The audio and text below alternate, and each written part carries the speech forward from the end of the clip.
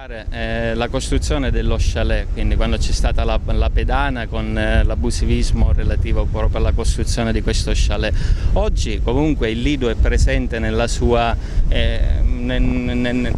ombrelloni, nelle sdraio, ma comunque è un'attività produttiva finalizzata alla vendita di beni e servizi che il resort ha sulla spiaggia di Randello. Quello che si vuole fare secondo noi è che comunque è in atto la svendita di Randello, perché permettendo a un privato l'accesso, nonostante una conferenza di servizi ancora aperta per capire se potessero più o meno fare determinate cose, già loro sono qui con i loro clienti, con i bagnini, con tutto quanto serve all'attività produttiva per essere finalizzata. Noi crediamo che un bene comune come la spiaggia di Randello e le sue magnifiche dune e il suo parco debbano essere tutelate, non sia questa la maniera più adeguata, perché possiamo dire sì, loro dicono che hanno pulito la spiaggia, è vero, hanno pulito la parte di loro pertinenza come secondo legge, per quello che la legge prevede, però noi dobbiamo ricordare che come associazione e tanti volontari nel corso dei mesi invernali abbiamo fatto diverse attività di pulizia relative all'intero Lido, anche togliendo quintali e quintali di materiali plastici, di tubi, bombole di gas e tutto quello che anche il mare purtroppo ci rimane indietro. La possibilità di stare qui grazie a una concessione demaniale che quest'anno è stata, ha subito una variante rilasciata dall'ARTA relativa all'installazione di sdraio, di postazione di ombrelloni e tavoline.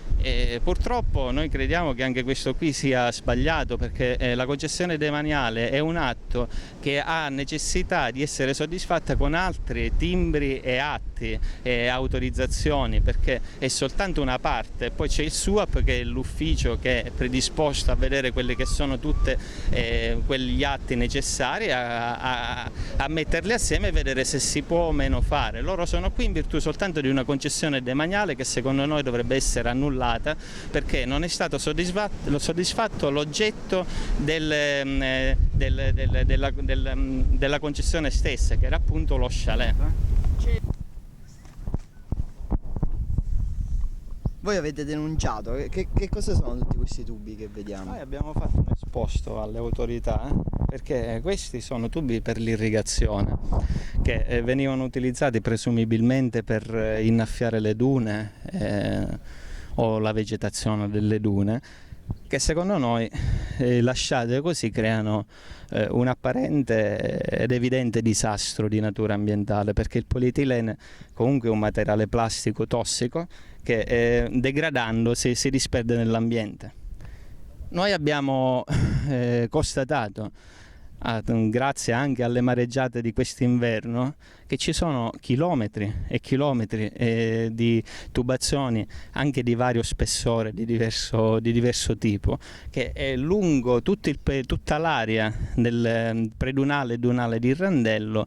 la stanno contaminando. Quindi non è soltanto un problema di degrado relativo alla spazzatura che il Mar Mediterraneo ci riporta in piccole quantità. Qua è un problema di natura più vasta, perché è un'area protetta, gestita comunque sia in questo modo, secondo noi già di per sé dà degli evidenti contrasti. Sono progetti più vecchi che magari hanno 15-20 anni, organizzate, cioè realizzate poi sempre dal corpo forestale. Non sappiamo, in questi 20 anni saranno cambiate un po' le cose a livello gestionale, però vediamo nella parte nuova che il modus operandi è sostanzialmente lo stesso, perché i tubi che già hanno posizionato alla fine di 2 anni fa versano in uguali condizioni, perché comunque poi con le mareggiate, il vento, vengono sotterrati. E questi qui no, questi sono distrutti, come vedi sono già degradati. Ci sono quelli lì sotto le dune noi riteniamo che ci siano tonnellate di questo materiale, perché ovviamente, come abbiamo potuto constatare con la parte nuova, dopo un inverno questa parte di tubi vengono sommersi dalla sabbia, e se quindi non vengono poi dissepolti e rimessi nella superficie della sabbia, col tempo e le stagioni, ovviamente consolidandosi la duna, il danno va a integrarsi.